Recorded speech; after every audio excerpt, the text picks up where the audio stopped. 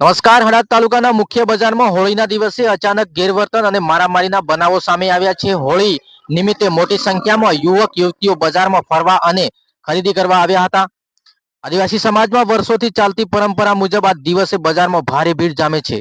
આજ ભીડ દરમિયાન કેટલાક યુવાનો વચ્ચે બોલાચાલી બાદ ઝઘડો થયો અને વાત મારામારી સુધી પહોંચી હોવાના વિડીયો સોશિયલ મીડિયામાં વાયરલ થયા છે.